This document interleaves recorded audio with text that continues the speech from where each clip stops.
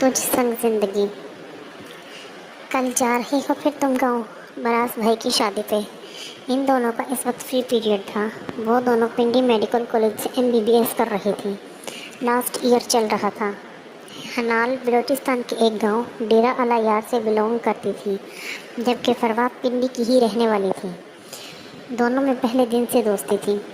हनाल तो अपने कबायली बैकग्राउंड की वजह से किसी से दोस्ती ही नहीं करती थी। ये भी उसके भाई की जिद थी तो वो मैट्रिक से आगे पढ़ सकी थी। उनके यहाँ लड़कियों की पढ़ाई को फहाशी और आज़ाद ख्याली तस्वुर किया जाता था, जबकि लड़कों को बाहर के मुल्क से जाकर पढ़ाई करने की इजाज़त थी।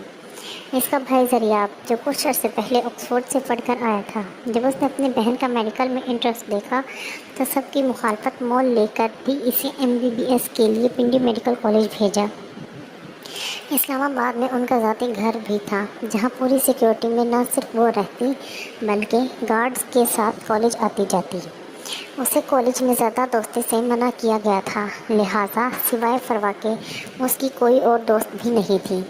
वो इस कदर खूबसूरत थी कि अगर नकाब में न होती तो लोग मुड़ मुड़ कर इसे देखते। शफाफ सुर्ख और सफ़ेद रंग, गहरी झील सी आँखें जो किसी की तरफ उठती तो सहर खींच देती, गुलाबी पतले से होंठ और घने बाल जिनको बहुत कम लोगों ने देखा था। इसे तो लड़कियां इतने गौर से देखती थी, मगर वो इस बात से बेनियाज बहुत मासूम सी थी। हाँ यार, बस अब कुछ ही दिन तो रह गए हैं। मास की बार बार कॉल आ रही है कि अब हवेली आ जाओ प्लीज़। तुम मेरे सारे नोट्स याद से रखना, आकर सारा कवर करना होगा। एक हफ्ता तो समझो कहीं नहीं गया। हनान के बड़े भाई बहराम की शादी थी और उसे एक हफ्ते के लिए अपने गोठ जाना था। हाँ, तुम फिक्र ना करो, आराम से एंजॉय करना और प्लीज़ जल्दी आना। आई मिस यू यार। फरवा ने मोहब्बत से उसके गिर्द बाहें फैलाकर इसके कंधे पर सर रखा। डोंट यू वरी, जल्दी आऊँगी। इसने भी मोहब्बत से उसके गालों पे प्यार करते हुए कहा, मगर क्या खबर थी कि ये उनकी आखिरी मुलाकात होगी। अरे लड़कियों, मेरे बच्चे के कमरे की सफाई कर दी है ना? मेरा तो दिल कर रहा है सारे घर में चरागा करूं। मेरा बच्चा इतने सालों बाद आ रहा है। जान बीबी बशाम का कमरा साफ करवाते हवेली की मुलाजमाओं से बोली। उनका सबसे छोटा बेटा बशाम 5 साल बाद इंग्लैंड से वापस आ रहा था। पहले उसने वहाँ ग्रेजुएशन किया और फिर ऑक्सफोर्ड से बिजनेस में मास्टर्स करके अपने आबाई गाँव डेरा अला यार आ रहा था। जान बीबी सरदार बारान की बेगम थी। उनके 3 बेटे सरदार अदहाम, सरदार अमैद और सरदार बशाम, जबकि बेटी परिनाज थी।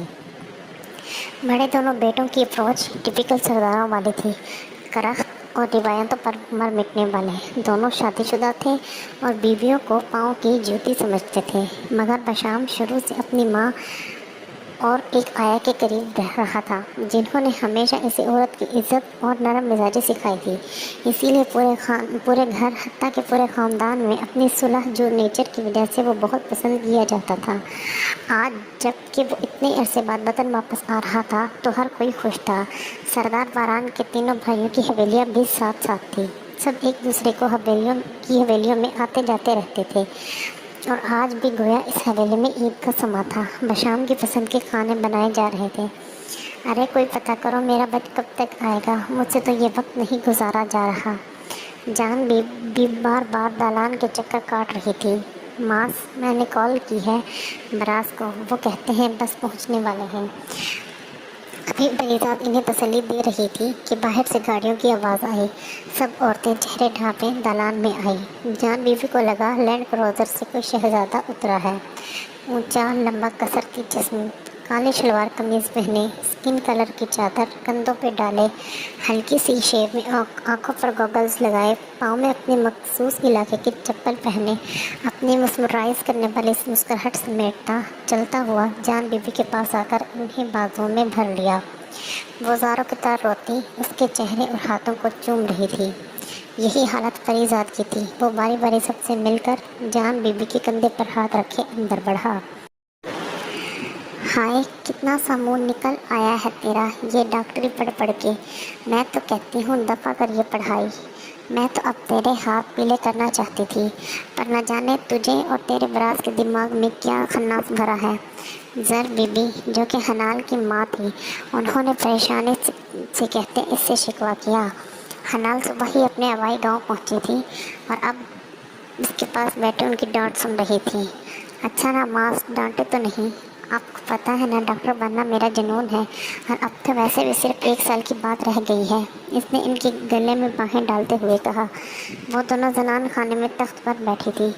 ہاں ہاں، اب تو پڑھ لکھ کر ماں کی باتوں کو اڑاؤ گی، انہوں نے خفگی سے اس کے ماتھے پر بوسہ دیتے ہوئے کہا۔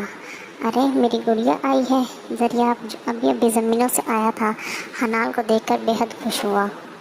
وہ بھی بھائی کو دیکھ کر جلدی سے اٹھی اور سر پر پیار لیا۔ حنال سردار حیات کی بیٹی تھی، ان کے 3 بیٹے اور 2 بیٹیاں تھیں۔ سب سے بڑا سردار سفضل، دوسرا بہرام اور تیسرا ذریاب تھا۔ بیٹی ایک حنال اور دوسری پریوش تھی جس کی شادی ہو چکی تھی۔ بڑا بیٹا سفضل بھی شادی شدہ تھا اور اب بہرام کی شادی ہو رہی تھی۔ وہ اب بھرپور طریقے سے بھائی کی شادی میں حصہ لے رہی تھی۔ کل سردار حیات کے بیٹے کی مہندی ہے، کون کون جائے گا؟ وہ سب اپنے مخصوص انداز میں نیچے بیٹھ کر کھانا کھا رہے تھے۔ کھانے کے کمروں میں دیواروں کی جانب فلور کوشنز لگائے ہوئے تھے، درمیان میں تپائی پر کھانا چنا ہوا تھا۔ بہت پڑھ لکھ کر بھی یہ لوگ اپنے مخصوص کلچر کو نہیں بھولے تھے۔ حویلی کے اندر دنیا کی ہر سہولت موجود تھی۔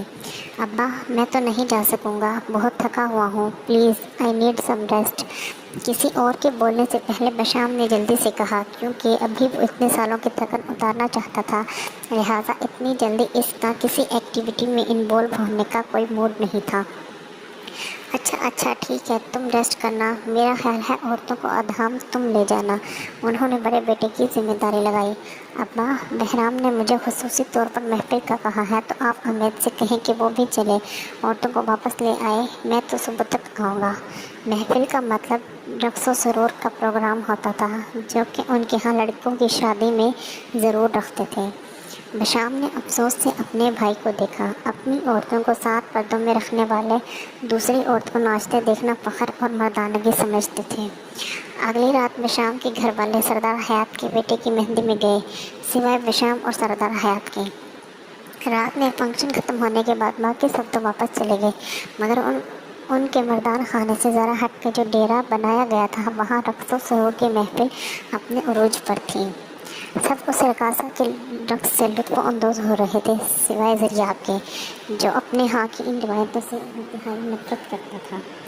سردار ادھام شاید کچھ زیادہ ہی پلا گیا تھا کہ یکدم اپنی جگہ سے اٹھ کر پہلے وہ اس رقاصہ کے ساتھ جھومنے لگا۔ بہت سے آدمی ایسا کر کے واپس اپنی نشستیں سنبھال لیتے تھے، مگر ادھام تھوڑی دیر بعد رقاصہ کو ایک بازو سے پکڑ کر اپنی جانب کر کے کوئی گستاخی کرنے ہی والا تھا کہ بہرام نے غصے سے اٹھ کر اس رقاصہ کو ادھام سے چھڑایا، اور وہ جو نشے میں جھوم رہا تھا یکدم سانپ کی طرح پھنکارنے لگا۔ یہاں پر گندگی مت پھیلاؤ، اس طرح کی بے غیرتیاں اپنے ڈیرے پر کرو، یہ میری مہمان ہے، ہم یہاں اسے اس کام کے لیے نہیں لائے۔ بہرام نے اپنی غصیلی نظروں سے دیکھتے ہوئے اسے وارن کیا۔ تو ہوتا کون ہے مجھے بے غیرت کہنے والا؟ اور ایک ناچنے والے کا تجھ سے بڑا درد اٹھا ہے؟ کیا اپنی بیوی لانے سے پہلے اس کے ساتھ رات رنگین کرنا چاہتا ہے؟ اسے بہرام کا اتنا کہنا کسی تازیانے کی طرح لگا۔ ادھام کی اتنی گری ہوئی بات پر بہرام کا ہاتھ اٹھ گیا۔ سب ان کے گرد جمع ہو کر انہیں آپس میں چھڑوانے لگے، جو گتھم گتھا ہو گئے تھے۔ آج کی رات میں اس کو اپنے ڈیرے پر ابھی اور اسی وقت لے کر جاؤں گا اور دیکھتا ہوں تو کیا کر سکتا ہے۔ جیسے ہی انہیں ایک دوسرے سے چھڑوایا، ادھام اس رقاصہ کی جانب اشارہ کر کے بولا اور پھر اسے دھمکی دینے لگا۔ پاگل ہو گیا ہے ادھام، بس کر اب۔ وہاں موجود کوئی شخص بولا، میں بھی دیکھتا ہوں تو یہاں سے قدم باہر کیسے نکالتا ہے۔ بہرام نے بھی اسے دھمکی دی۔ ادھام خود کو باقی لوگوں سے چھڑواتا غصے سے آگے بڑھا، اور جیسے ہی رقاصہ کی جانب بڑھا، بہرام نے اپنی قمیض کی جیب سے گن نکال لی۔ ایک قدم بھی آگے بڑھایا تو میں تجھے بخشوں گا نہیں، بہرام نے گن اس پر تانتے ہوئے کہا۔ سب نے بہرام کو گن واپس رکھنے کو کہا، مگر اس کے سر پر تو جیسے خون سوار ہو گیا۔ بہرام اسے رکھو، ہم بات کر رہے ہیں نا۔ وہاں موجود اس کے دوستوں نے اس سے گن رکھنی چاہی کہ ادھام کے بڑھتے قدم رکتے نہ دیکھ کر اس نے فائر کر دیا، اور گولی سیدھا ادھام کے سینے پر لگی۔ چیخو پکار اور بھگدڑ مچ گئی۔ فائر کی آواز اندر حویلی تک پہنچی، وہاں بھی ہلچل مچ گئی۔